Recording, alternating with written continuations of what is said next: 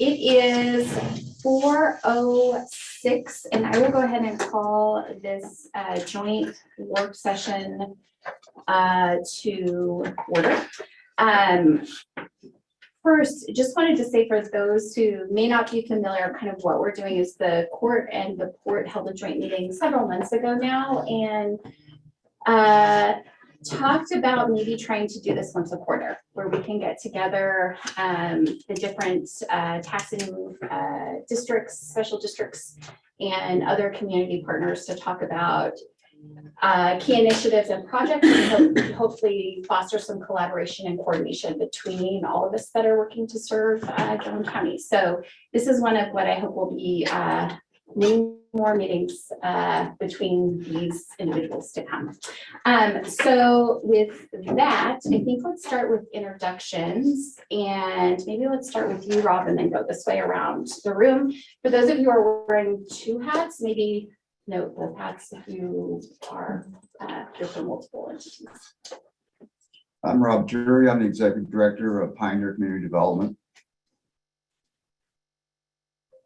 Les, do you want to Oh, introduce you yourself? go now? Okay. Yeah, sure, why not? The last I knew, I'm Les Ruhr, resident of Buck Creek.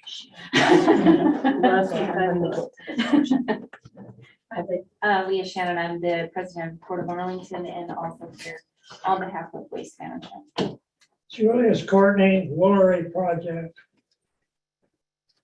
Mark Davidson, just a citizen at this time. Charlie Burdick, China Creek Construction. And Evans China Creek Construction. Lee Dock and Mountain Valley Land Company. Larry Johnson, the principal superintendent at the school. Glad to be here. Michelle Colby, Gilliam County Planning Department. Leah Watkins, Commissioner-elect. This is for our Campbell, Gilliam County Judge. Sherry Wilkins, Gilliam County Commissioner going out. Shannon, Gilliam County Commissioner, still here. Denise Bell, Arlington City Council. Jeff Buston, Mayor, City of Arlington. Kevin Greiner, Condon City Administrator and Port of Arlington Commissioner. Kayla Rayburn, I'm the Port Administrative Assistant, and then I will be going on to the Arlington City Council. Ron Wilson, Port of Arlington. Jed Crowther, Port of Arlington Director. Brand Reese, Gilliam County Commissioner's Assistant. And Delaney Watkins, Executive Assistant for the Gilliam County Judge. Gib, do you want to introduce yourself? Yeah, Gib Wilkins, I'm a Port of Arlington Commissioner and City of Condon Public Works. Kathleen, are you on? I am Kathleen Cathy with Senator Wyden's office. Nate?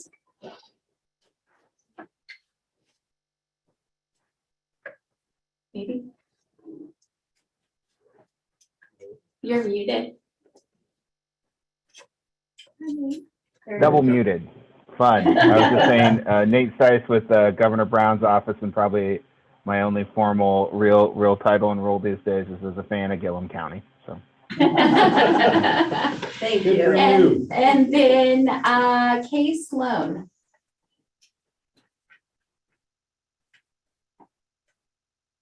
And yourself. Who is that? Do you know? Kay Sloan on Zoom. Do you want to unmute yourself?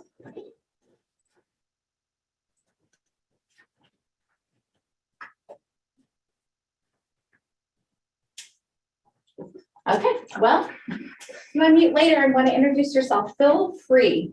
Okay, we'll start off with public comments. Individuals wishing to address the governing bodies, I think there's quorums of at least the court and the port, may do so at this time, and at other times throughout the meeting. Speakers are asked to raise your hand to be recognized by the chair, give your name and address, and limit comments to 3 minutes.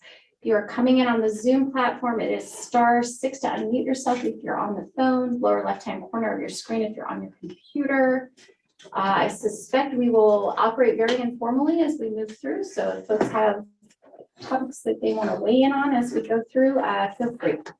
With that, the court sort of put together a rough agenda, trying to focus on areas where we thought there might be the most commonality to start with. And so first thing we wanted to look at doing was kind of going around the room on housing and just getting a sense of what folks are working on and where there might be potential for collaboration or just sort of an FYI. So first up, Larry, do you want to tell us what's going on at the school district?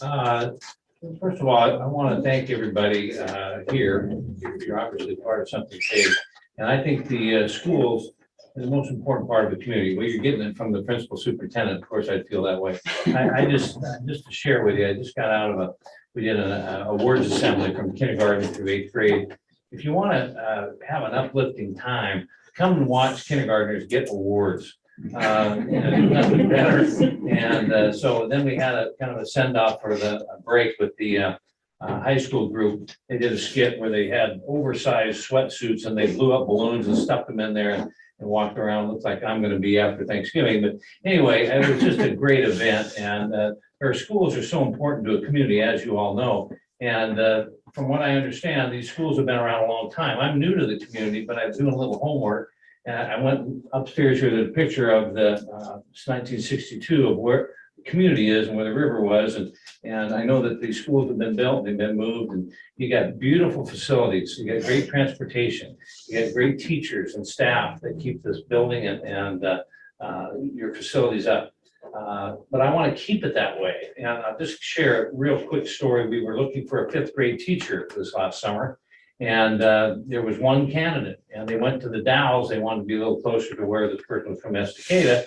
And the Dalles principal interviewed her and said, "We'd love to hire you, but we have no housing." So later that afternoon, she came out, and just by luck, we found an apartment opened up. But you all know the issues surrounding housing. Now, I don't mean to say we have an old staff, but we have several staff members, upwards to 5 and 6, that are looking at in the near future of moving on in their lives. And we were going to be out recruiting teachers. And if you go out and recruit teachers, we have good salaries, there's no question. Our benefits are great. Look at the surroundings. You're on the Columbia River, look where we're at. But we have no houses. And so if we're looking at replacing 4, 5, 6 teachers in the next few years, that's the heart of our school, as our teachers. And we're looking for young people, middle-aged people, just people to come out and teach. But if we have no housing, it's just an obvious thing. And I just want to say to you how important it is that we have good teachers, we have good salaries, a good place to work, but we need to look at finding ways to house these people. So I told the board, and they agreed, we're in almost a crisis situation here in the next 3 or 4 years of finding places for staff to stay.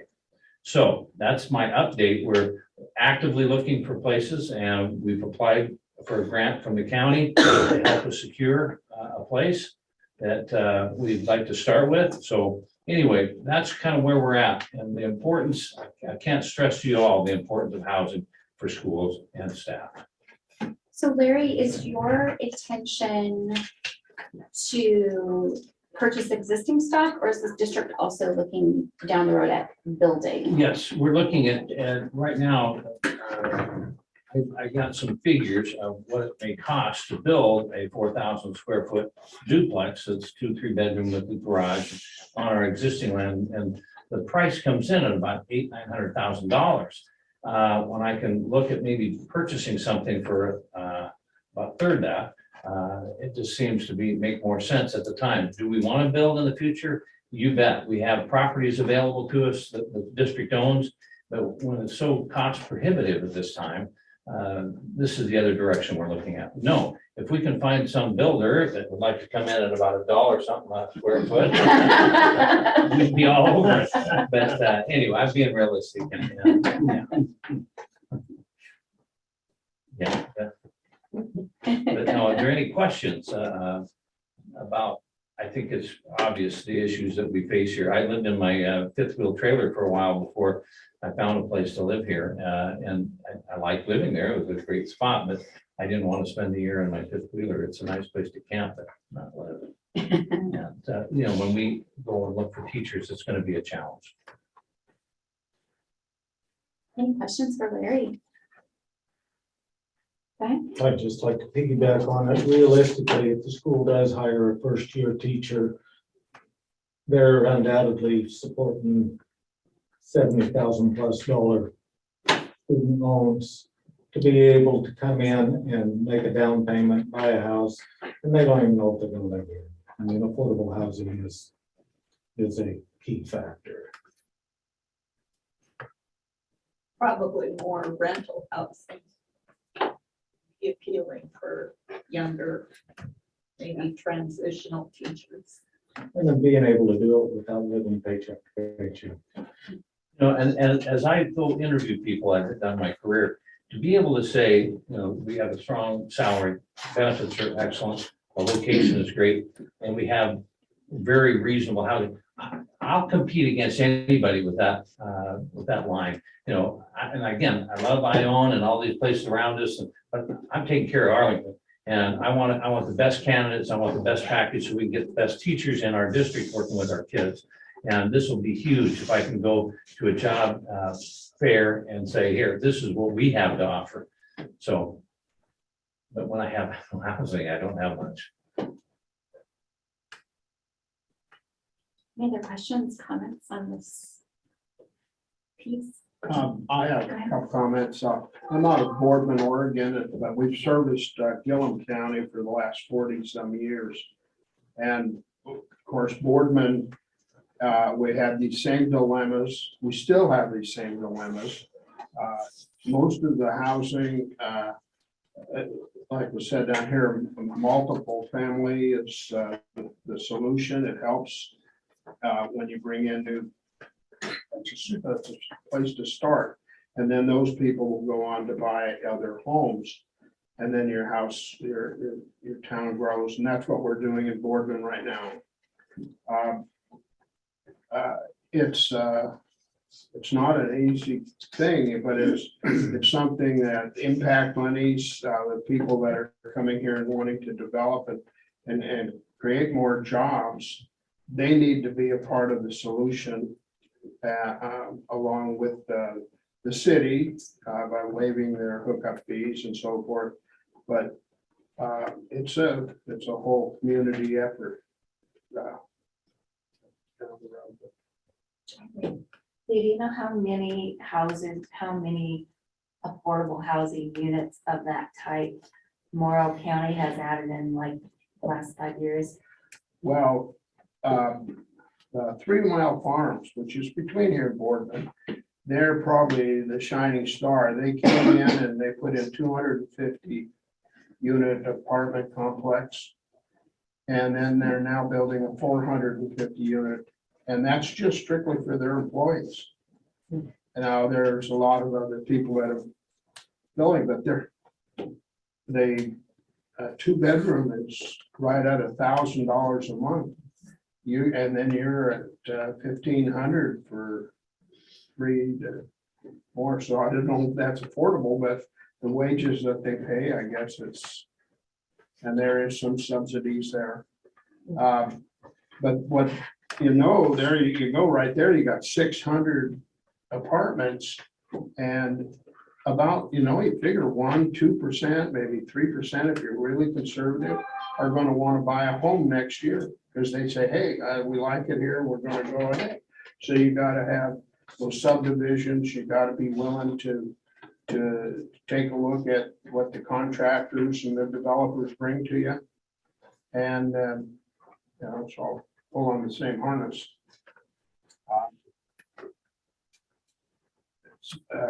The prices are, $220 a square foot for homes. It's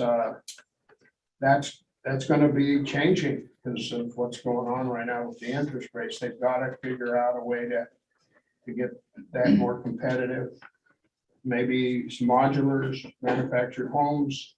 When the coal fire plant came in, we did mobile home parks, RV parks. Right now, many houses are available that you can buy for $60,000 for a 14 by 40 that will be very livable and it's instant. And that's a different different thing. And you gotta be willing to change the zoning to accommodate them. One thing that I picked up on out of the AOC conference we went to this last week is there's a difference between affordable housing and workforce housing. Mhm. And we get confused because we're looking for affordable workforce housing, but there's really a difference, and the state's really addressing affordable housing, which is addressing the homeless and some of that, more than it is the workforce. And where we're in trouble is really the workforce. So let's go on to the next project. Still on the housing subject. Catherine, do you want to talk a little bit about City of Condon's maybe baseball field and grade school And fairway housing. and fairway housing in So- combination with what maybe on fairway? Probably a lot of people know, the city of Condon inherited the Condon Grade School property. And when we did that, the deal was is if you give us the baseball field now, the high school baseball field, we'll take your old building.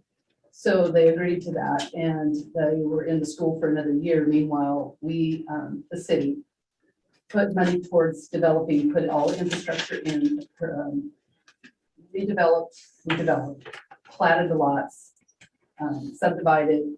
And then we sold it to a developer for a pittance. But the deal was, is there was 6 lots, 100 by 100. The deal was on that, they had to have houses built within 2 years.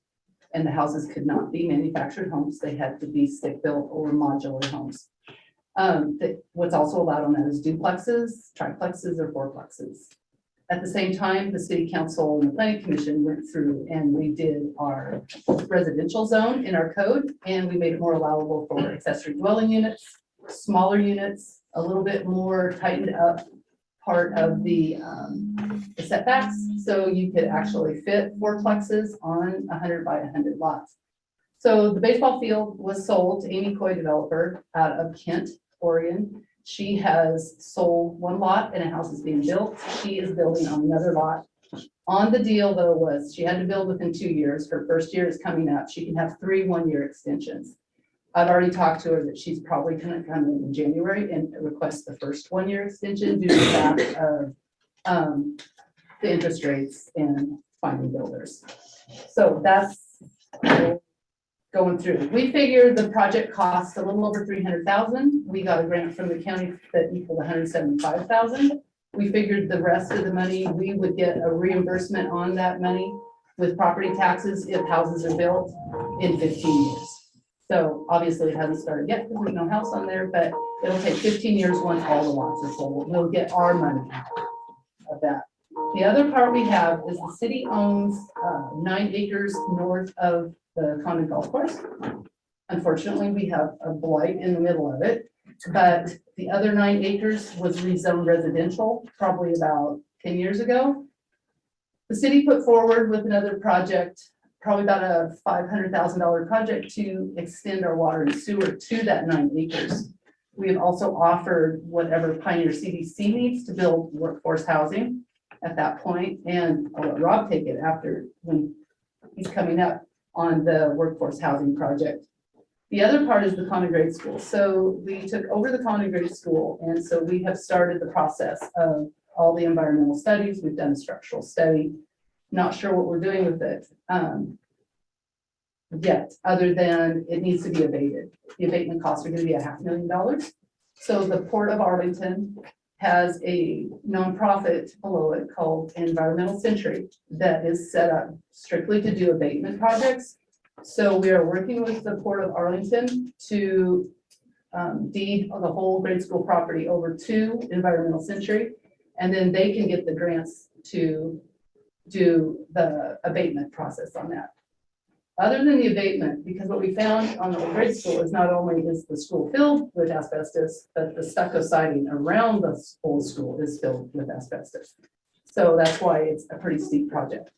The structural report came back good. So hopefully once the abatement's done and the port and the city works to figure out how it's going to either come back to the city or be redeveloped, We found out Jed and I went to the Brownfield Conference, and we found out that there is some money for redevelopment if it's affordable housing, lower income housing. So that's gonna be something hopefully we'll continue to talk about with the Port of Arlington and environment. And obviously, I am playing on both sides of it, Obviously. but I do not have to declare conflict because I am not making any money off of this project. So, I think that's all. If anyone has any, the Condon Grade School building, the structural came back good, and it could possibly be up to 20 apartments. And, some of the rooms, the classrooms are 1,300 square feet. So it's kind of exciting to know what is gonna happen with that. We did form a Condon Grade School committee, and they have looked at it, and they are promoting housing going into that building too. So I think those are the ones. So are you looking at housing in the main part of the building now too? I think all parts, but we'll see once we abate it. And who wants to develop it. I had some counselors very strongly opposing us being the developer or landlords. So, but unfortunately, the private companies can't find the grant money like we can. There's a historical problem. Well, yeah, kind of. That's a whole other issue. It's shit. But one of our council feels very strongly about is workforce housing, and agree with the school and everyone else. Not only that, but the people that work on Main Street, that work at Summit Springs Village. We don't want people that work in Condon to have to commute to Condon to work. So the goal is to work with Pioneer CNC and work with the county and our other partners to build affordable workforce housing so our people have a good place to live and work. And I agree with you is that, and it's the rentals that are coming, because if they're coming as first year teachers, they can't afford a house payment. They can't afford to get into a house. And we want to make sure they can afford to live in a nice. So I have nothing else. Questions for the city and what they're up to? Do you have people interested in renting these apartments that will get to be built? I think we won't have any trouble at all. There is no rentals available right now in Condon. Oh, another thing I did too is last year we had this housing and we did a summary. And so I had a whole, but what I did do is the housing summary of how housing prices have gone up too. So, I mean, in 2019, the average price of a home in Condon, over 18 homes, was just over 98,000. 2020, it was just over 113. 2021, it was 145. And this 2022 so far is 151. And you have your average, we had a lot of clunkers go out the door at the first of the year that brought it down. We just had a house close, a triple wide manufactured home with 2 nice shops go for $375,000, which is pretty big for Condon. So. Yeah, I mean, anecdotally, I think if you talk to Kaylin at the chamber, she's often the first call for somebody who's looking to move here. I mean, there are weeks where she gets half a dozen people looking who have jobs basically either at Waste Management or elsewhere, I think, that are sort of desperate to find housing in order to take jobs. So it's becoming a problem. And I mean, continually, we talk to Waste Management about the number, the percentage of their employees who are commuting in. I mean, those are missed opportunities when we talk about developing jobs, which we'll get into later. I don't know how we talk to prospective companies about being able to support workforce when we right now can't support our largest employer. And a lot of institutional employers who are able to offer benefits and things that would enable somebody to actually end up buying and sort of investing here. Well, and to piggyback off of Larry too, is we have several teachers that are retiring this year. And they own homes. And they're not leaving their homes, you know, and the new teachers are gonna have a hard time finding a spot to live. I know 2 of the teachers that are, I think, renting from you, Charlie, that having to be roommates because there's no place else to live. Catherine, did you do, it seems like I remember that Condon did a study to see how many like derelict homes, absentee owner homes, foreclosures, maybe how many properties were available maybe a couple years ago? You know, Rachel did it while she was working for the county, and I don't know where that information is at. We have the maps, I think. Yeah, that one of you- the things we did last year though with the housing that I didn't bring down is how many are home are occupied, how many are rental, how many are second homes, how many vacant lots we have that already have water and sewer connections to them. Mhm. We had how many, 3 houses built this year and 3 manufactured homes brought in. So 6. And that's huge. That's really We huge. usually don't have that much activity. But all occupied already, you know, like you, That didn't really help us. It just, yeah, Those I mean, you Google right now, real estate Condon, Oregon, I don't think anything will come up right now, so. yeah. So does the county have any foreclosed lots that are zone residential? Properties. There are some within, probably both communities. We are working right now on identifying those and working with legal counsel on how to Julie had a list. of some release those properties, back to but the public. She had basically. it because they were looking at, I thought, a bit more rural properties that she was looking at, but I mean, just as an incentive, lots of foreclosed on us. Mhm. Well, and lots like that could be a benefit to starting with those lots if they were easier to access and going through Pioneer CDC and Century Corps with the port, we are looking at potentially being able to not only do abatement, but as Catherine said, be able to access some additional funds and maybe helping with developing like houses that need to be renovated and putting them on the rental market or things like that, flipping those houses, getting them back out. And my thought was foreclosures might be an avenue that we could look at.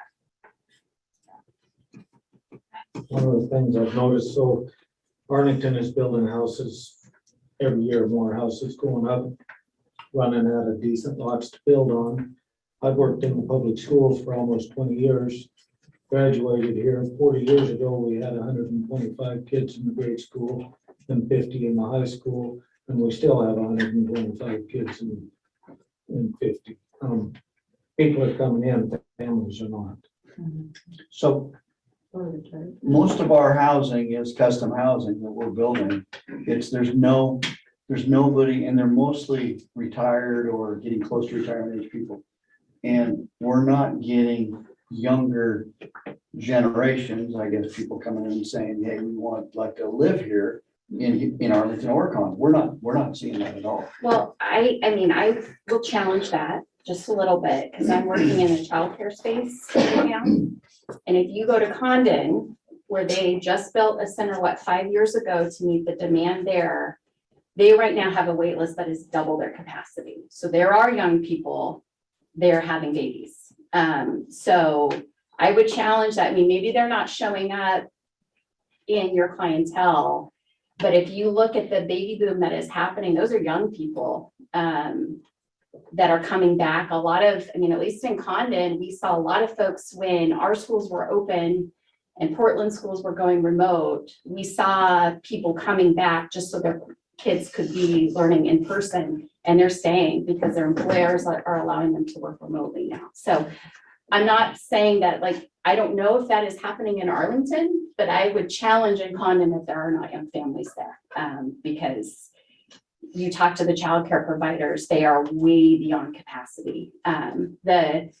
The infant toddler room, which is my daughter's in there, the capacity is 8. There's a wait list of 15, and there are 4 pregnant women who are not on that list in Condon right now. So, And we understand there's a wait list and all of that. Question also for Arlington School, how many of those kids are from Boardman? Because that's what our school bus is in, a whole bus full from Boardman, so we still have, 50 kids in the high school and 125 in the grade school, but how many of those are even from our town? So I mean, I think in Condon, it's a bigger facility, so there's a more children and there are younger people there that are having children, but I think in Arlington it is going more and more to less young families moving in and more retired couples moving in and buying houses. And I think part of that problem is young families can't afford to buy a house right now at $300,000, because I think if you have a house, I mean, we have a house listed for 475 in Arlington. And these houses are going for minimum 250 and they can't afford them. They're not established enough to be able to move a down payment down. Which drives home the rental deal. Well, good point. So I'd Yeah. like to add a question about a little clarity on, we keep throwing around the word affordable housing. Catherine alluded to that in some of her findings, affordable housing was for low income people only. There's a difference between workforce and affordable. I'm just talking about affordable housing. I understand the difference. But the term's been used in two different ways, so I think you should define a clear line of what you describe as affordable housing versus low income, and how either they're both meld or they don't meld. I think affordable It depends on housing, who you're targeting. right. I think affordable housing is low income housing. Okay. Yes. And then I think workforce housing is the ones that are the more, and they could probably actually But then qualify we- for low income too. So we're talking about building affordable housing, yet the superintendent there says he pays very good wages to his teachers. Is that considered a low income wage at this point? No, No, I So think that- if you're looking at a $400,000 home, Well, yeah, but you see what I'm saying? Because, you know, we did this a couple of years ago. We sat on a committee for a year and a half and talked about affordable housing. So we built a couple spec homes. And the target was like 175,000. The homes came in at about 2.25. So, you know, this is a tough issue. And it's hard to get into a realm where younger families. So What they talked about at AOC last week, and this is from the state level, is that affordable housing is low income housing. And we often tag affordable workforce housing, not because we need affordable housing for a workforce, but it's not the same thing. But what they're looking at from the state levels, they're starting to recognize that we need to subsidize workforce housing. And it's not in place yet, but they are looking at that from Salem, that that's something that's gonna have to happen to solve this problem. I agree too. And one other thing I want to say is on the rentals. You asked, do you think there's a need? I think there's plenty of need. We're not gonna have any trouble filling 15 to 20 units, in my opinion, between waste management, Summit Springs, any of the downtown core. We have a couple duplex. We only have one duplex. We have one apartment building. And those are full all the time. There's 6 units between them all. You can't find single people and then some older people in these, because that's what they can afford. Yeah, I just don't think there's gonna be an issue with family. And the good thing about it is Waste Management and Kim Waste run a bus every day. So, I mean, there is no transportation issue. They're running a bus just like they're running a bus from, I think, Boardman and where else, Goldendale or somewhere else. Oldell, Dallas, Boardman, Condon. We got 6 or something on one. There's 6 or 7 of them between the two facilities running right now. I do We're know trying that to help in that respect. my husband's the chairman of Summit Springs Village and having staff find a place to live. And I mean, we also have some clunkers and they're never empty. And I would hate to see what the inside of those places look like. I feel for these people because they don't deserve to live in a place like that. But there's something else. So let's, So from the builder's point of view of this, I will say, Dan can correct me if I'm wrong, but it comes down to affordability for us to build something. And housing right now is just outrageous. I mean, soft lumber's gone down quite a bit, but everything else is just continuing to rise. And every cost that every cut that we can make assists us in keeping that price lower. And that goes from SDC charges to lumber package, to truss package, to roofing, and Dan has actually sat down with our material supplier and they've gone over and over and over. What is it, a 3-bedroom, 2-bath? 3-bedroom, 2-bath, 1,200 square foot or less, 1,000 square foot. Trying to get that cost down to where we think it is affordable or worker housing. I'm not really sure there's a distinction between the two, worker housing or affordable housing. So I guess I could say I was raised in worker housing. That little tiny 900 square foot house. That's my interpretation of worker housing. 3-bedroom, 1-bath, tiny little house. Live in it for a few years, and if you can afford to move up, then you move up. That's my thought of what worker housing is. Probably affordable housing too. That's probably affordable housing too. So, it starts for us at the very beginning where we find a lot. Lots are not cheap. I mean, they're cheaper than the Dows or Boardman or anywhere else. They're cheap, but they're still expensive. And then we've got the STC charges, development charges, we've got the packages to put the house together. We've done everything we can to keep that cost down, and it's still way up there.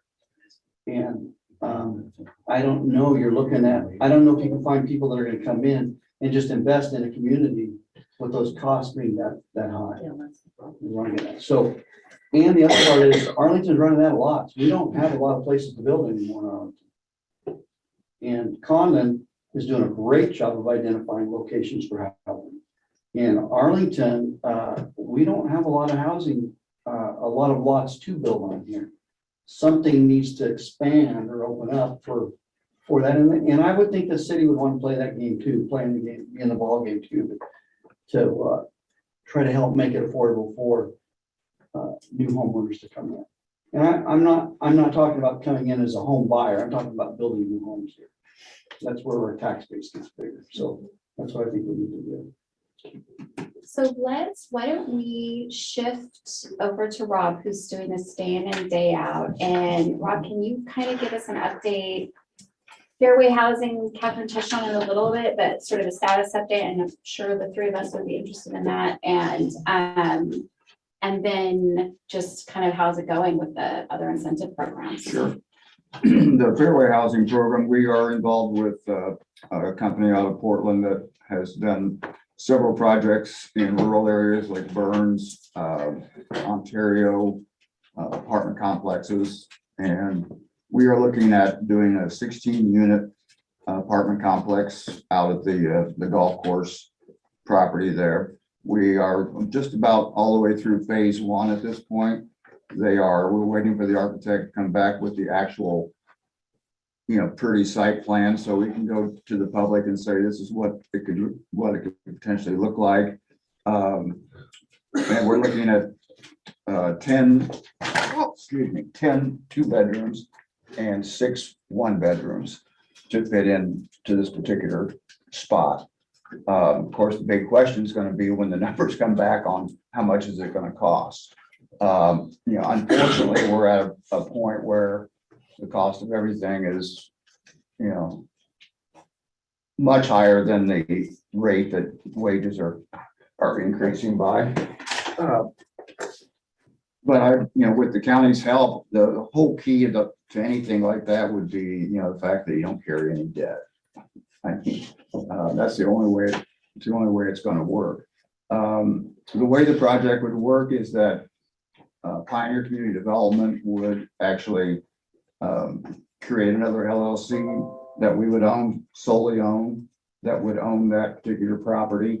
The reason for that, it allows us to build without the bully costs that would make it even more prohibitive to be able to build it. That's where we are on that. So we're waiting for them to come back with the actual site plan. They have the site plan is set, but they've got to show us, what it's going to look like so we can take it out to, the public and say, this is, is there a problem with the way this is going to look? And I think it's going to be beautiful, really. The stuff that they've done previously, really nice. They're really focused on not only giving people an affordable place to live, but a nice place to live. Really good efficiency as far as, electricity and all those types of things. They're really focused on that. And I think so far they've been a good partner to work with. But that's where we are on that. And they've been a little slow, in my opinion, to work with, but I think they're all, like everybody else, they're just swamped with people with the same problem all over the state, all over the country, really. But what I want to really talk about, the programs that we still have available that, and again, when we first started this in 2017, we did the Oregon Solution Study and came up with the idea of the $180,000, $175,000 house, which we could build maybe at that particular time. We built, at that time, there was, how many lots you think were still available up there on the hill in 2018? There were a lot more. Yeah, there are today, I'll tell you. that. Yeah, so we built we really kind of built the first one to get it going up there on those lots that had not been selling. And then one of the ideas of our program was to show the market that it can be done. And we've built 4 houses in Arlington. We've got one that's about 3/4 complete in Condon. Just got an application yesterday to start building on the baseball field. So that'll be the second project there. And the 5 homes that we've built are already returning almost $15,000 a year in property tax dollars. And that was only cost us, really didn't really cost us anything other than the administration to run the program, essentially. Far as one of the things Arlington doesn't have either is your housing stock's a lot newer than Condon. So Condon's got a lot more blighted, places that just need to be, knocked down, basically. We've done 5 of those. 2 of them already have new manufactured modular homes on them. We've just tore up a old foundation on another one that's going to have a 3-bedroom, 2-bath modular home put on it. So it's killing 2 birds with 1 stone. We're removing a blighted property, we're increasing the tax base, and they go just like that. I think the most important thing that we've done is we have created 9 new rental properties in Condon that were previously single-family homes. And we did that with our grant program, which says that we will pay you, $10,000 per unit to keep this as a non-Airbnb property for a minimum of 5 years. Now we've actually doubled that to $20,000 to try to especially encourage building on things like the baseball field. If somebody comes in there and puts a duplex up, you're looking at a $40,000 grant at completion. We now are offering a $10,000 bonus for that same at completion of construction. We still have a demolition grant program, which has been used in Condon to knock down the blighted properties, turn them into empty lots, and they have filled up pretty quickly. The biggest problem I have is I can't get enough people to, let go of their blighted property. Even though we're, willing to, give you all kinds of things. We still have a construction loan in place that's only 3% interest only. And I think any builder or any realtor will tell you, you're not going to get 3% interest only on a construction loan anywhere. And it's worked out really, really well. It still doesn't make it affordable for the buyers is the problem. And I really agree that the rentals are going to be the key. But the only way to make, in my mind, to make those affordable is with some major assistance either from the state or the county, or it's going to have to, it's going to have to be that. We've done construction loans. We've put out almost $1 million to build those 5 houses. The beauty of the program is we get all that money back when the thing's built. So we still have that. We've got that money to put to use again. Have you looked at farm home housing? Anything from farm home? I'm not, you talking about the FHA? Well, FHA, yeah, that's, farm home used to have 1% money for towns under 5,000. Yeah, we don't originate mortgages though. We do construction loans, but we don't originate mortgages because those dollars we want those dollars to recycle. And we're not in the business of competing with mortgage brokers. What else?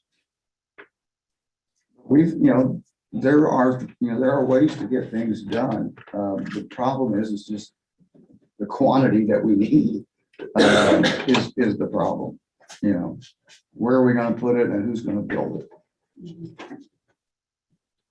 And, we've got some great programs. The pandemic kind of hurt us a little bit. We were really took off when we first started the thing, and people were ripe, especially for doing rentals. And then all of a sudden, everything kind of stopped, and we had a couple of people that backed out of, they were gonna build a duplex on a demo property and just said, hey, it's too uncertain right now. And I think we're kind of, we're a little bit there again, as far as the uncertainty goes. Where are rates, where and when are rates gonna come down? I don't see it happening, very soon, to be honest with you. We're seeing our homes drop now.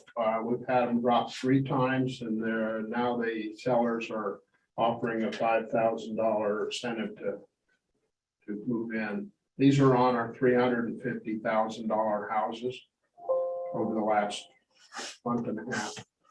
Those developers know what's going on, and they're pulled out and they're stopping. Because the interest rate's 18%, we can't get the buyers to qualify. We've lost 3 in our house, I know, just in the last couple of weeks. It's changing. But I had a question. The housing authority are you involved in the housing authority here at all? So the housing authority, I've gotten a hold of them. So we are all under Umatilla County as housing authority, That's right. and they have been less than helpful Yep. of helping with anything. I got a hold of them again. Please got experience there. Yeah, and I used so, to sit on that board. well, put a good plus because No, I got, We closed it down and restructured it. yeah. And Umatilla is a big gorilla. And you gotta go over there and get somebody on that board, and Boardman and Morrill County has to too. They're neither of the 2 counties, and they have the most to gain from it. And those programs are real powerful for your seniors and, well, for housing. Yeah. Did you say Umatilla County doesn't have anybody on there? No, Morrill and Gilliam. See, all 3 counties are involved in housing authority. They call it Umatilla Housing Authority, but it's not. The only thing we hear from them is they call once a year to see what our water and sewer rates are. Or their, I don't think they give out any of the, what are they, the Section 8 vouchers. I don't know if there's one house. I don't think they said there's one in Condon that gets, and I don't even, they said they might have 1 or 2 in Arlington, but I'm not sure. So it sounds like maybe we should work on getting somebody involved in that housing authority. We're creating our own. Charlie had a point about the first houses we built in Boardman were the 3-bedroom, 1-bath HUD houses, and basically 1,000 square feet. But it was one contractor just took over a whole subdivision and build out 20 homes or 30 homes, and that helped us a lot, along with farm home housing apartments. Any other questions or comments for Rob on fairway housing or the incentive programs that PCDC is offering?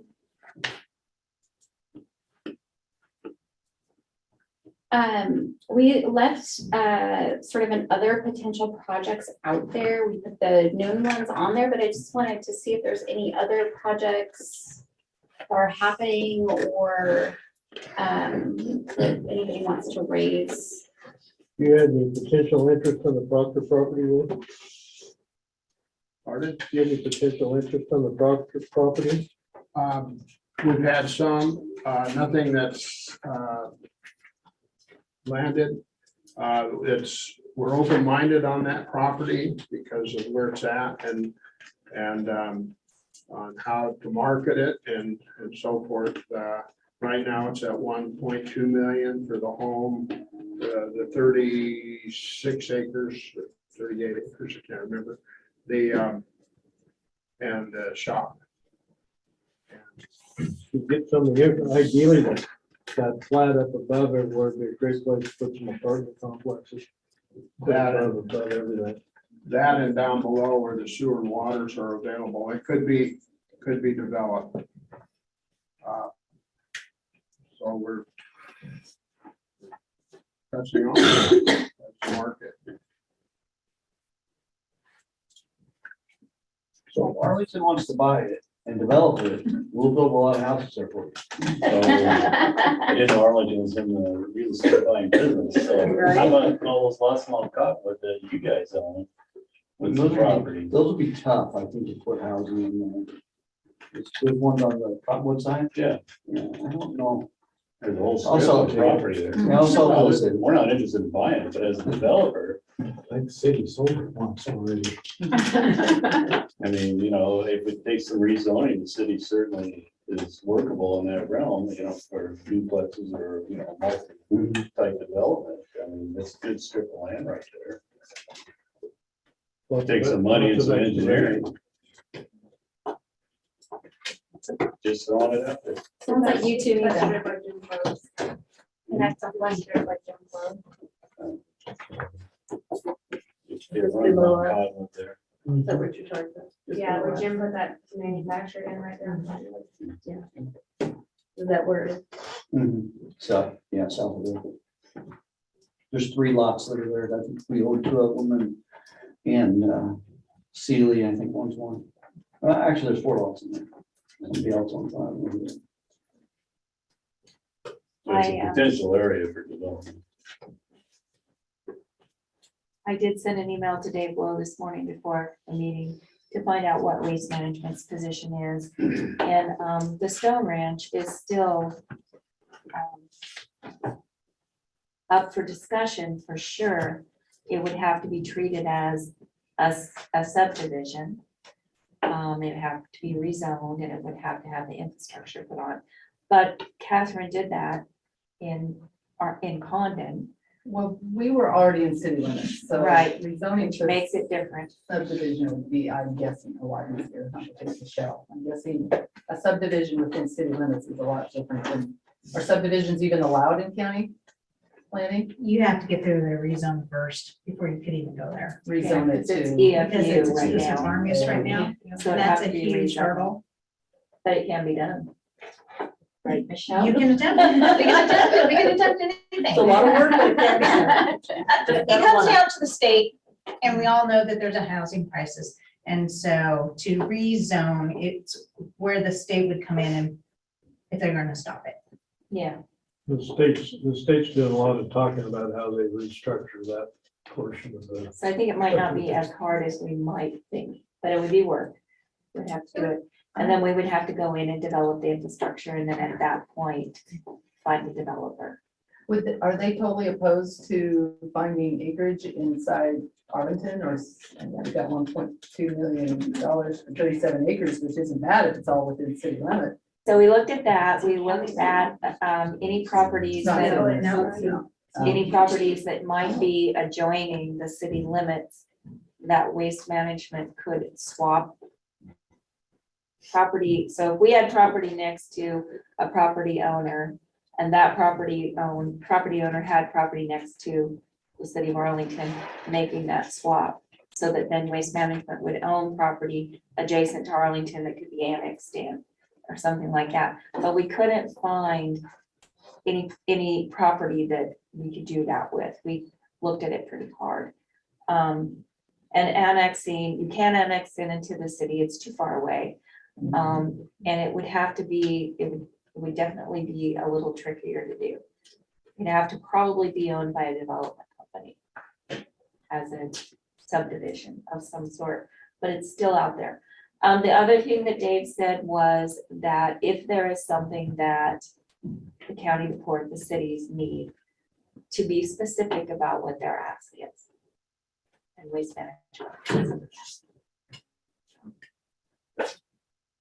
Two questions. One, has there been any discussion on the Proctor's? The Proctor's property is currently zoned EFU, it's county. Has there been any discussion with the city about annexing it in? Just because from a planning perspective. Yep.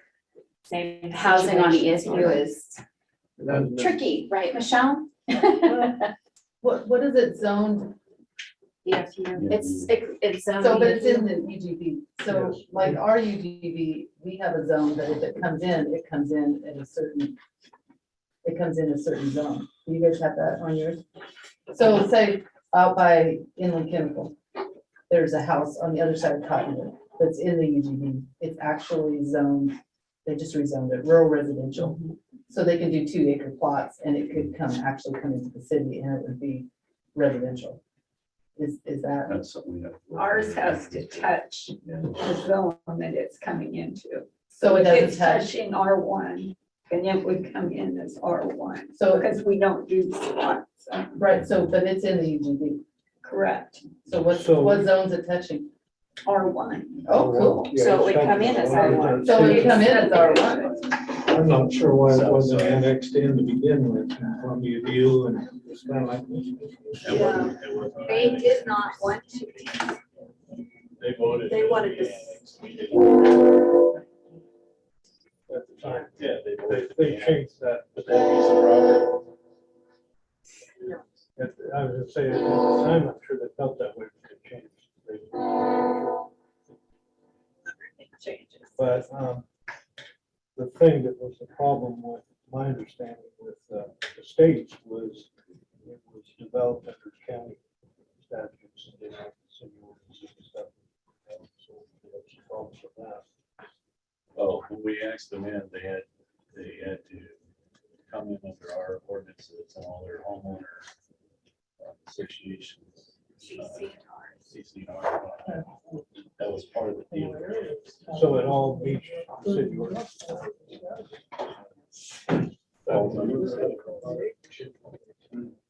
They had a view protection in their CCNRs. Nobody could build in front of you and block your view. And that went away. Because we don't do it. And livestock. All the good ones. Is there property west of town that is in the UGB that would be rezoned? Up on the hill. That's all. That's all what? Philippi. It's all owned by Philippi?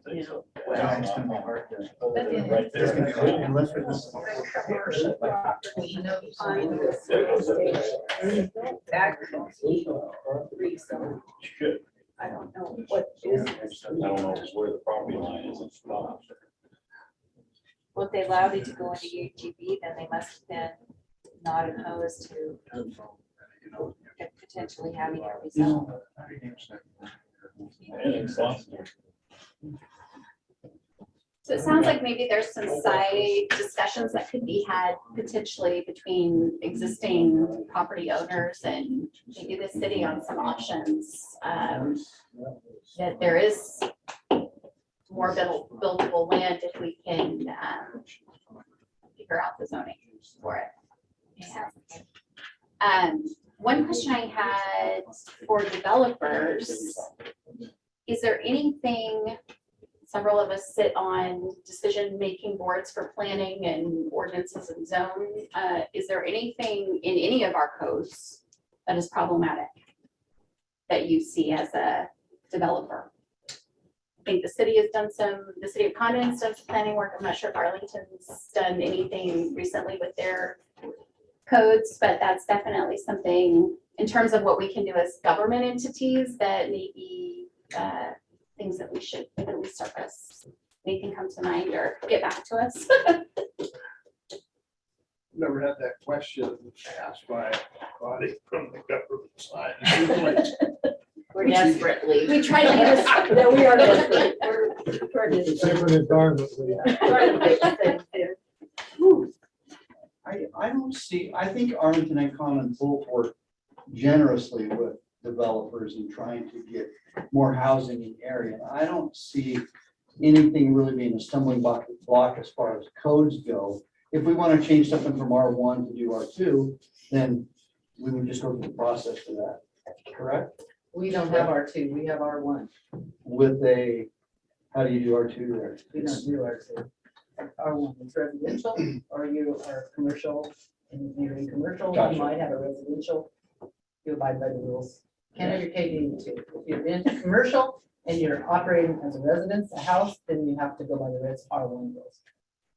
Okay. Multifamily. You can go up to fourplex. We just changed our code to have, I think it's a conditional use for apartments or towns. And we also expanded it so ADUs are now acceptable on properties in R1. So is the 16-unit golf course property in fourplexes? Or is it one unit? It's duplexes, right? If they're fourplexes. Which they don't have to go through everything, as long as they meet the setbacks and everything like that, they're, Oh, is that R1? yes. Okay, well, this is obviously a topic that I think we will probably continue to talk about. I know the court's gonna be talking about it as well in upcoming meetings, so, but please, I think, maybe speaking on behalf of the court, if I may, that we are interested in, to Rob's point earlier, we understand that from a cost side, there may take some public investment to make this work. And thankfully, there are several of us who are in positions that we can play a longer game than a developer. And so I think, at least I can speak for myself, that I'm very interested if there's some creative solutions out there and the county can be part of that. That I think we have all, each of us expressed, and probably Leah would admit as well, or say as well, that we want to be supportive if there are things that we can help with beyond what we're already doing with PCDC. If we can help and build a tax base that brings the money back, it only makes sense. It does. It brings back our schools, it brings back the kids. It just doesn't do anything but help. We have to stop talking and try and make something. Yeah, we do. That's our problem. But I think today, it feels to me like that there are some solutions out there. We've got to start doing the footwork now, because we sort of have identified a number of different things. And now it's a matter of reaching out, finding the money, finding the developers, finding the contractors, and moving forward. So I think it sounds like a step forward today. Lots of good information. Agreed. Okay, let's move on. We got lots of other stuff to work on. 4.0 is industrial development. When we went through this, I think we were just looking at some initial updates on what are happening with some of our industrial sites throughout the county. So let's go with Arlington Mesa first, and then Jed, I'll toss it over to you. Thank you. I'm encouraged, obviously, by the discussion and the multiple players in the room on that house, and I think that's important to identify the sources, the input that was given. The industrial development is similar.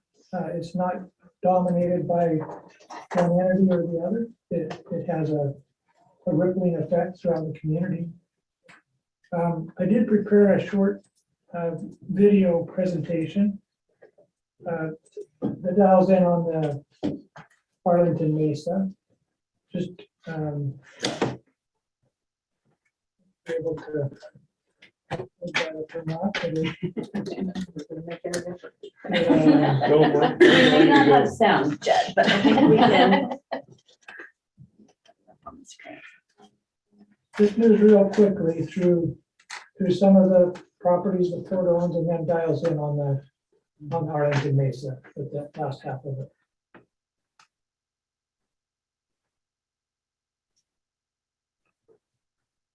Is there supposed to be sound? There might not be able to be because it's hooked up to mine and it'll probably make some bad noises.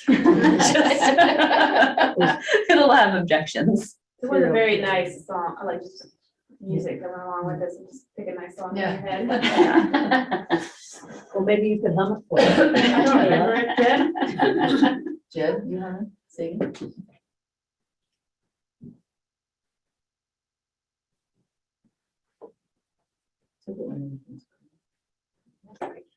Yeah, those are good pictures. Yeah.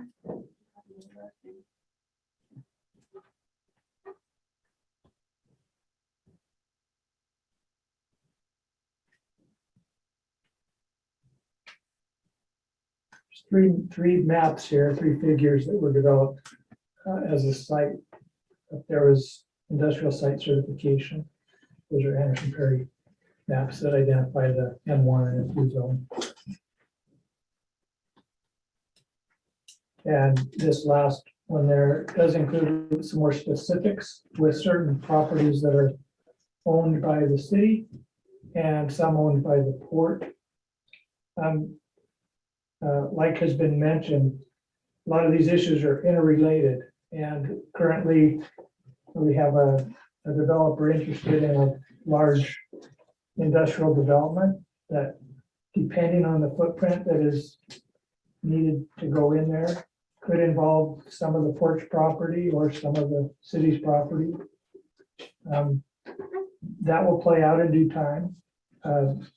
Still important to allow the due diligence and their letters of interest to play out. We did sign a non-disclosure with that company, so we've been careful to try to maintain that trust and have a rigorous process before they invest billions of dollars into a property, and it's fair for them to go through that process. I think what we can offer as a community, as a county, as a region, is just that clarity with development questions that come up, how they can mesh a successful business into our community. I know most economic development organizations that I'm aware of, such as ports, can't wait to get their thousands of jobs and see how big they can go. In this case, company we're working with is not a high number of full-time jobs eventually, but actually I think that's maybe a better fit for this county with the housing needs we're talking about. If we go and bring 3,000 jobs, that's just going to overwhelm everything we have. And I think this is a chance to grow incrementally in sync with schools, with housing, with the vision by the city, by the port. I think there's a real opportunity. I think this can be a monumental game changer for all of Gilliam County. And just to keep it positive and keep each entity in our respective role. From the port angle, we had that initial contact. Now with the majority of the property city owned, they have their role and their lane to work with as they interact with offers. Again, that could be interrelated with some of the port-owned property there as well. But it's important for us that we can handle this together. It's not a king of the mountain approach. It's together we can address all the myriad of issues, which include housing, childcare, workforce, training, long-term job opportunities, another anchor business that would mesh with the businesses that we have, waste management, the schools, an ag community that would be able to have another venue for school kids to go learn a technical trade that would allow them to remain in the county. So I think there's some very, very positive opportunities here.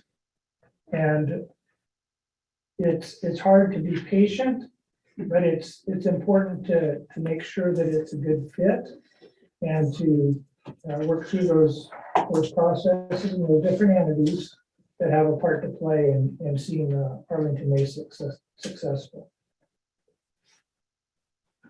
One thing I heard last week was, and Crook County's come up several times, that they were really in a lot of trouble, highest unemployment in the state. Housing in worse situation in the state, and similar industry came in over there, and now they are the highest rate of unemployment, the lowest rate of unemployment. And their housing situation's basically been solved. And the community's completely changed. And it was, one of the things that was real important was that there's I was in a meeting last week on the incentives, tax abatement incentives and stuff that go along with it. That it's, you got nothing now. And what they bring is what makes up for what you don't have, because you got nothing now. And that's the way Prineville looked at it. Kirk County looked at it, was that completely changed their community with the advantages of bringing that industry in. Actually, there was a couple, three of them came in at that same time. Any questions, comments, City of Arlington? I don't know if you have anything to add, since you have quite a bit of property, obviously on the Mesa. We're actually the major property owner out there, and they have sent us an LOI. I'll just put it out, the city's not very happy right now. There's been 2 iterations of comments in county papers about how this is a poor county project and not a city project. So the council's not real pleased right now with how that's being put out there, because I have people come to me and say, well, what about this port project? What about this county project on the Mesa? And it's like, well, you know, it's a city project. Have you talked to the editor of the Adjournment? No, I'm not gonna bother. Because he's talking to whoever, and he's getting his information from whoever. So they don't, you know, he's coming to talk to us about it. I've also invited you to several meetings that you have attended. You know, I wasn't invited in the last one. Sure about that. I'm pretty sure about that. So what I'm operating under is a joint resolution we have with the city to help with marketing properties. And so as we had initial contact with various development interests, we try and communicate and forward that, and I attend all the city council meetings that I can. Try and keep informed of different funding opportunities for airport, for example, or for a large development up on the Mesa. We made ownership clear to that developer early on. Well, we appreciate that. We do appreciate that you're, you know, the gopher trying to find this stuff. Because you're out there, have that notice. Yeah, and I don't think it needs to be a competition between county, port, and city. That's We're not my looking for intention at competition, all. we're just sitting here and the conversation seems to be revolving all around us. So, Yeah, and I will say, speaking on behalf of the court, like we are aware, we signed our own NDA, but we have always operated, I think, under, we do not own property at the Mesa, so we are here as a supporting role. I think that has been, in terms of how we have handled it as a court, our expectation when we met jointly with the court previously, our understanding is you two are the main players. We're here to provide resources if we can, if you need them from us. And really, I mean, I think one of the things that we talked about jointly the last time the court and the court met together is really shifting the way we think about economic development. I think historically we've looked at our industrial properties as our economic development, and where I think the court can really play a role is we need to build the community infrastructure to support should you be successful in landing some investment at the Mesa. We want to make sure that our schools are ready to have an influx of more kids, and we have enough housing to support, and we have broadband here, and there's enough childcare for workforce and all of those things. And so I would just encourage for everybody, sort of echoing what Jed said, we are small enough that we, I think, need to work together. And I think the county has a role in that. We would like to support to make sure that the community here has the things it needs to be able to court prospective investors and say, yes, we have great schools, we have enough childcare slots, we have enough housing, we have all of the things that can make an investor and their workforce successful. So I would just say that we would welcome the opportunity to support you in that and to help strengthen the community. We definitely don't need to take credit. I think we all will benefit. Anytime one of us succeeds, we will all succeed.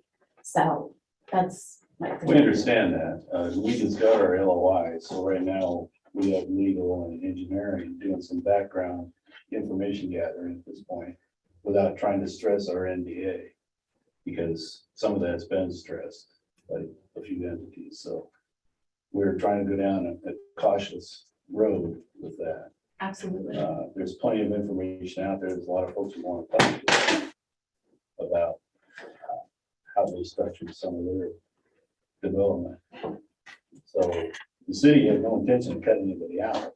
It's just the clarity of how it's been put out there lately. And we're just Absolutely. sitting back there going, yeah, well, okay, I guess it's somebody else's. Well, I know you don't want to call Steve Allen, but I'm happy to call Steve Allen and clarify. We've had this Where to get this conversation already. information. Yeah, we've had this conversation for that, so we Yeah. know where we're coming from, but yeah, we're fully intent, we want to move forward. We Well, want to and see I- the development and it's growth, it equals growth, so. And I hope you understand my efforts to stay in good communications with you through this process. I've been reaching out and trying to, because we all have our NDAs, we're trying to live within and not get out of those, sideboards on that part of it. But I've been trying to make sure that you and I are definitely in. We know in the end, we're all gonna have to be partners in this, in the final discussion, because it's gonna pull in different entities like the county with tax incentives and things of that nature, so Absolutely. maybe, infrastructure, health, things like that. Yeah, we are ready to be a partner when it's time. Just put us in the loop. You're in the lead, you got the LOI. We know that. Anything else on this particular piece? TBD, there'll be more information to come when it's ready. Anything else on the Arlington Mesa property at this point? If not, the next one up is Shutler Station, and I will just sort of kick it off to the commissioners if they want to fill in more. That's great. The court is making some efforts. Obviously, we've had some long-term tenants at Shutler Station, but there's many areas of Shutler Station that are lacking infrastructure and things like that. So the court has decided to move forward with extending utilities and things like that, just so that we're ready if somebody should come in. We are talking to some prospective investors, not the same ones that are at the Mesa, some others that may be complementary to that piece of property in particular. And so there's lots of great things. I mean, I think the great takeaway is that for years and years, I think we all thought that we would not be in a position to compete with the Port of Morrow. And now we have a lot of folks knocking at our door interested in locating at Gilliam County, and that's good for everyone. So I think, the county is going to make some investments at the industrial park at Shutler just to position that. So that's also sort of forthcoming. Anything, questions about Shutler Station? Or what's happening out there? We did, do a long-term lease for sale on a small portion that's kind of away from being very useful to anything else, and the county started the process of putting the road in on that west piece. So the road goes completely across the property, so you can access different possible potential businesses that might come in. And the piece that you're putting utilities to is the piece on the east side of 19, correct? Correct. Okay. Yeah. We also have had two water rights, two rights to wells, one that's already drilled, the other that is not. And so we went through the process with the state of, the second water right had almost expired, and we got it at the 11th hour and got it reinstated by the state. So that we will have additional water capacity out there. So part of the extension will also be drilling that second well. So that we have that in place. And plenty of capacity, should somebody come knocking and need it. So, let's go on to 4.3, Business Oregon Prospector opportunity. So it has come to our attention. We regularly get emails from Business Oregon about prospects that are looking for buildable lots, existing industrial lots, existing industrial buildings. Business Oregon has a website portal where communities can upload those industrial properties, which is really easy when they have a prospect. Then you basically go in and say, hey, we think this preloaded sort of industrial park is already custom made for this. And as it turns out, not one of Gilliam County's industrial properties is listed right now. So I have tasked Delaney with figuring out how the system works and with coordinating with anybody within the county who has industrial lands. She's working with Jed as well to make sure that those all get listed. So she may be reaching out to you and asking for technical information. And so she'll at least help get them online. Have you take a look at those listings, make sure they're reflective of what you want them to be reflective of. And they ask questions like, you know, water availability, electricity, sewer, what they're zoned, if there is existing buildings, all those kinds of things. So we're at this point, what we're finding from Business Oregon is we often get, I don't know, 4 or 5 days head start notice that somebody is looking and wants to see our properties. And because we don't have these already loaded, we are constantly scrambling to try to respond and don't always have the information we need to really compete with other counties who have gone through this step. So Now, I can hear you now. I'm not gonna try the Did you video. guys, did you guys lose your, I was gonna say, I think we're gonna have to operate without video because the lady's computer is on its last leg. So we're gonna live well, through the rest maybe of the the agenda. county should get Delaney a new computer. It's waiting for me in our tech room. We're waiting for our tech people. Yes. Oh, I'm It's here. very excited. Okay. Okay, so let's move into 5.0. We are almost done, and I have a firm stop of the clock because I have a 2-year-old that has bedtime at home. So 5.0 is enterprise zone redesignation. Just wanted to give folks a heads up that the county's enterprise zone is going to expire next year. And so we are going to need to go through the process of a redesignation, probably important in light of some of the other discussions we've just started surface that are happening. We have reached out to Business Oregon to get a better understanding of what that process will look like. They have told us to come back to them in January, and they would be glad to talk to us then.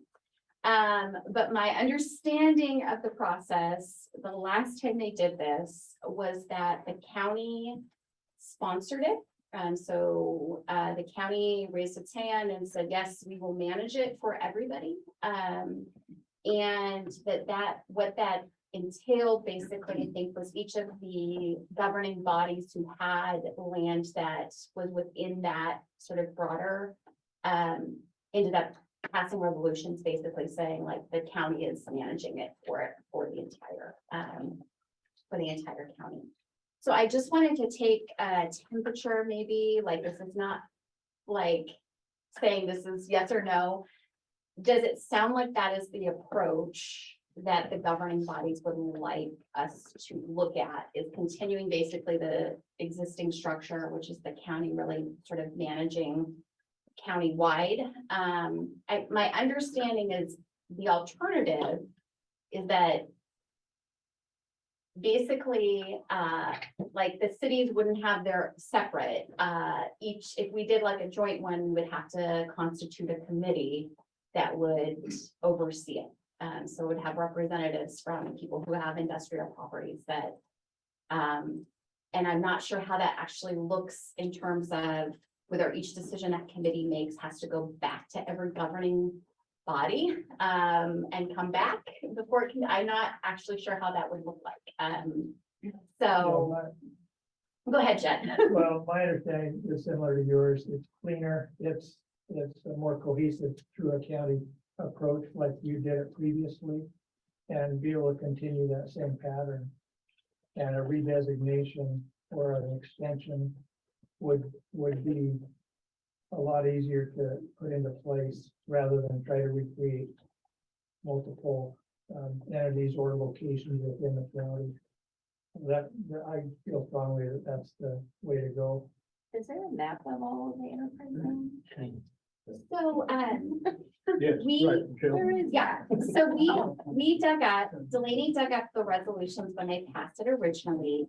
The map at that time, because I think it's a 10-year designation, they did not have GIS technology at the time. So it's basically maps that use colored pencils. And so what we are doing right now is Michelle is working with our GIS consultant out of Hardin County to actually map it with GIS standard technology now, updated technology, so that we have a starting point when we go to talk about redesignation. We'll have clean maps that are much easier to maneuver than the old colored pencil. And one thing I learned last week, which I did not know, is the enterprise zone legislation is going to twilight soon.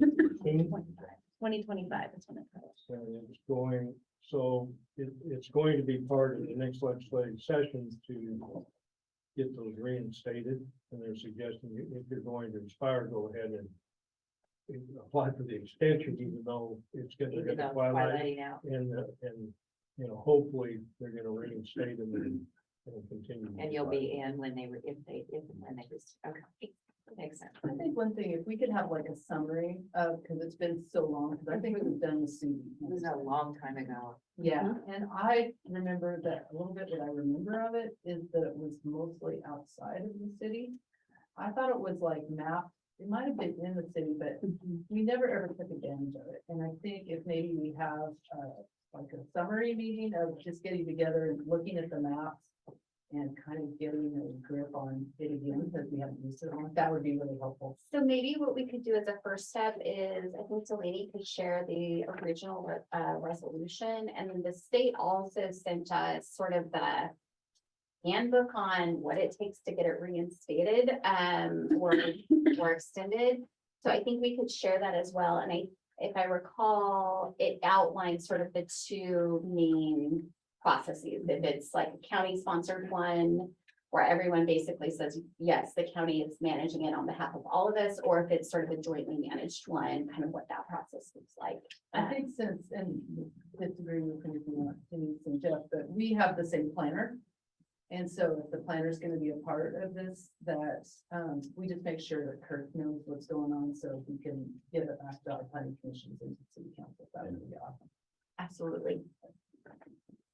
So we'll do that as a follow-up. I'll have Delaney send out that information to probably just the three, the port and two cities. Let's lump one rock in there too, in case they're interested. There are a few training segments coming up end of this month and middle of next month. More on a general basis. Maybe there'll be more for ours in January, but chance to learn some more in those.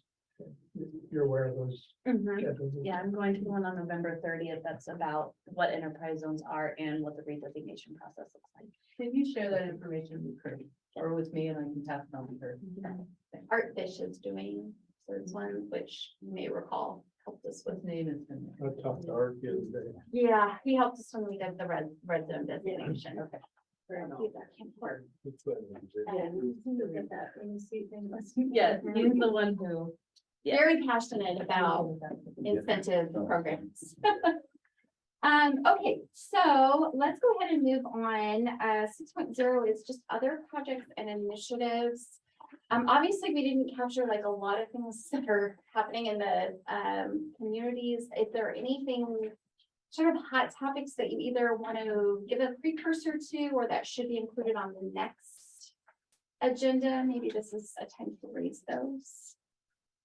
Any, I would like broadband to be discussed on what's going on with the Ken Broadband project and then. are you making notes? I can give a very high level and then we can maybe dig into it a little bit more, but the county, for those who are not aware, the county hired a consultant to help us look at in particular, the focus on it is on the unincorporated areas of the county and how to reach those households and businesses who do not have broadband access. We are nearing the completion of phase 1, which is basically just giving the court a high level look at what it might take in terms of budget and assets to reach those households. Phase 2, assuming the court decided to move forward with the project, would be a more detailed design with, I think, the idea that we look at either a fiber to all, meaning every home in Gilliam County would be connected, or fiber to most, with the idea that there are once in a lifetime investments coming from the federal government right now. And so I think we are interested in seeing if we can position the county to have the federal government pay to deliver broadband to every house and business in Gilliam County. And so I just will put in a plug, part of this process is establishing what's called a broadband action team.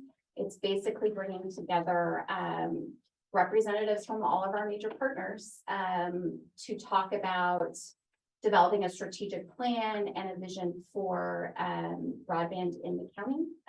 That may include everything from our health districts and how they may provide telehealth to our school districts and how they may use it for education, to our municipal governments, our chamber, everybody at the table.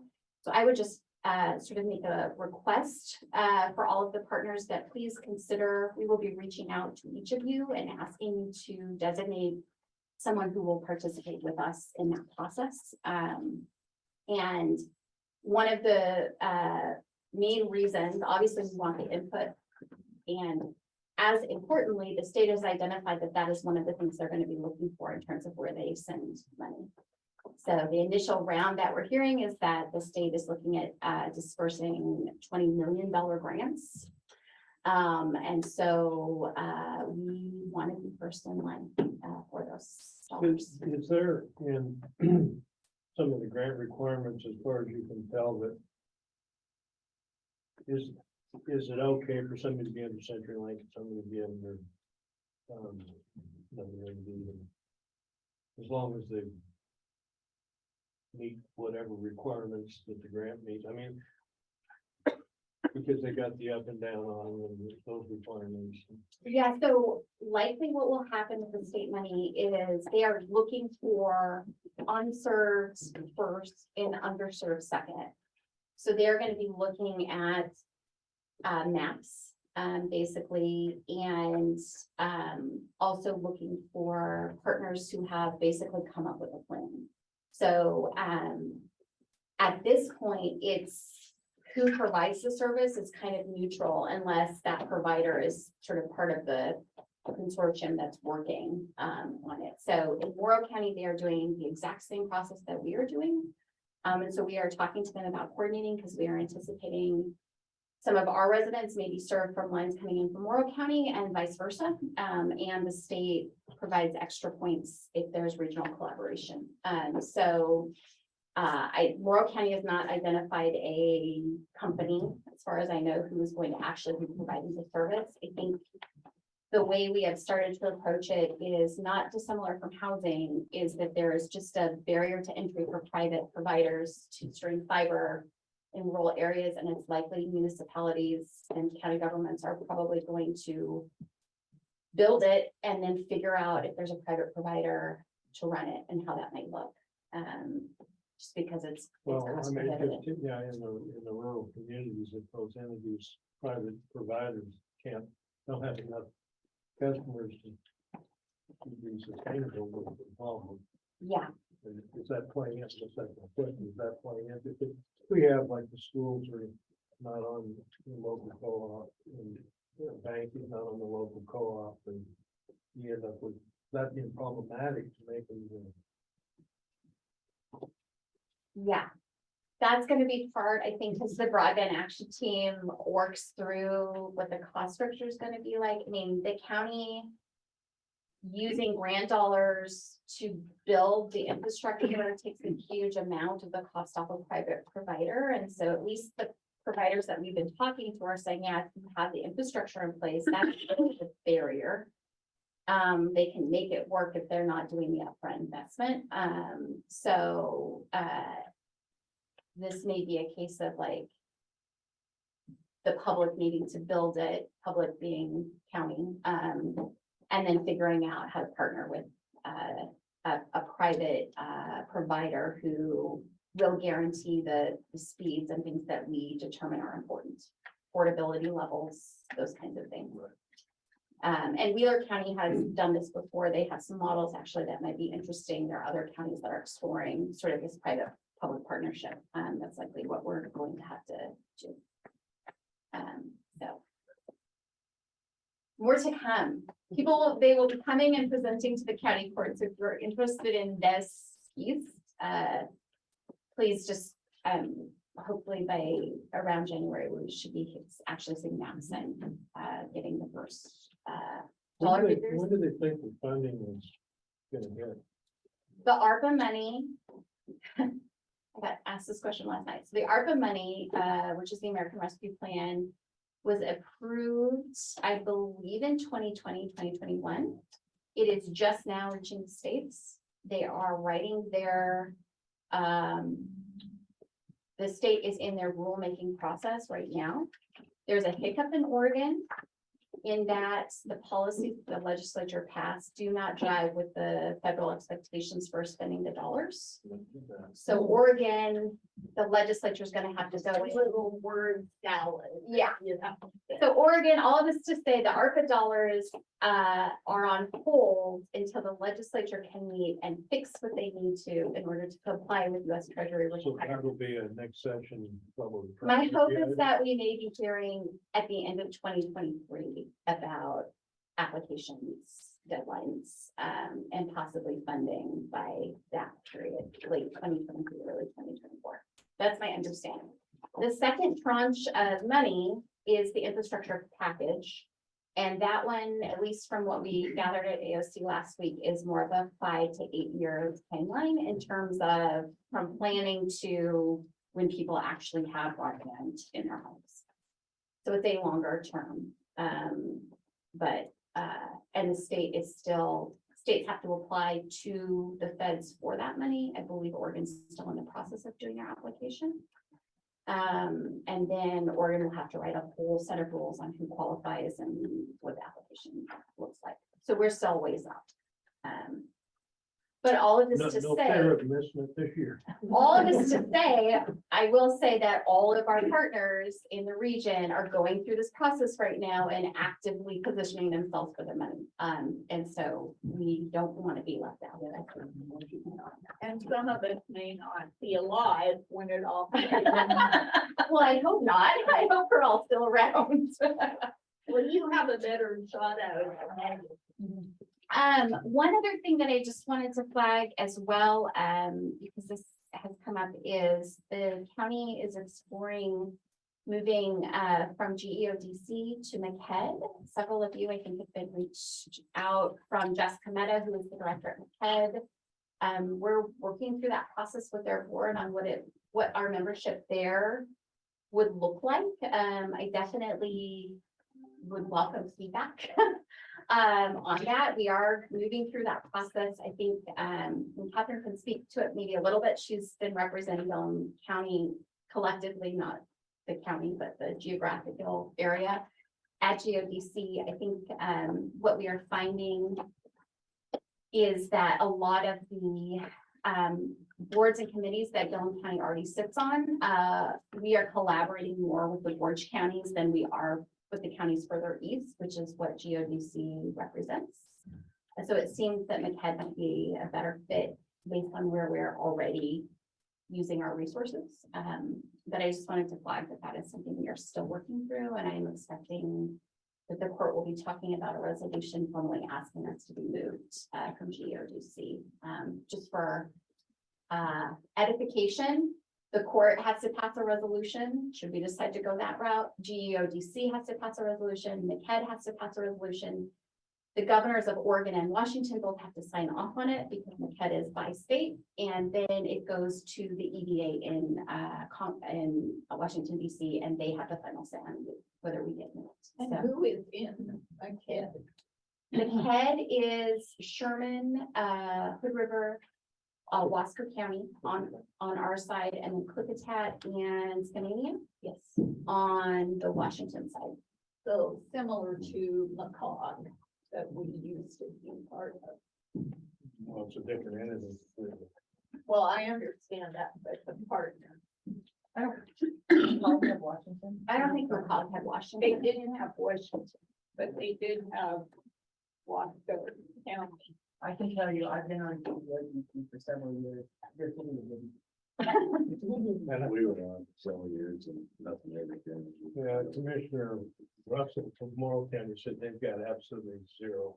Well, and to be fair, it's not. Their territory runs from the Columbia River to the Nevada state border with their counties. That's a big region, and even though there's not a lot of people now here, lower now here, Hardy, which would be, take out Wallowa, Baker, and Union County, and all the rest, all the way down, it's in that region, so it is large. Okay, with that, we are a little bit ahead of schedule. Anything else for potential agenda items for next time that you would like us to capture? How else are we gonna do this? Quarter? I would like to do quarterly, and I think we had talked about bouncing back and forth between Condon and Arlington so that the taxing districts from both ends. We will always do it on Zoom as well, so if you don't want to drive, we would welcome that, I think, but I would say quarterly unless people have an objection to that. I think quarterly is good. Yeah. All right, well, we are ahead of schedule. It is 5:50. Is there anything else for the good of the order? So, Kathleen, do you want to? well, I just want to say this was such a helpful conversation to listen in on. And we've been talking a lot and thinking a lot about housing, well, actually housing, mental health care, healthcare access, childcare, all of the things that were kind of on, and broadband, all of those things are kind of on our list. And so I'm going to do some deeper digging on my end because I am not a subject matter expert on any of those. I do know that Ron has been working on both a low-income housing tax credit and the middle-income housing tax credit that might help incent some of your folks who are working on worker housing. So that's something we're interested in. I unfortunately missed out on a meeting that our broadband expert had with Morrow County. So I'll catch up with her and see what I've missed out on. I think there is some really good work happening in Oregon and in some of the particularly rural counties where you're like, okay, here's what we have, identifying your resources, identifying the gaps, and then perhaps communicating with us. And I'm hoping that the next time you have a meeting, I can show up in person and not be in my home office. So, that would be, I miss you guys so much. I have so much pride in the opportunity to work with you all. You have such a good team. So maybe next time. Well, let's hope. Thanks. Thank you for listening in. Anything else for the good of the order, folks? If not, thank you all for coming. It is 5:52 and we're adjourned. Happy Thanksgiving.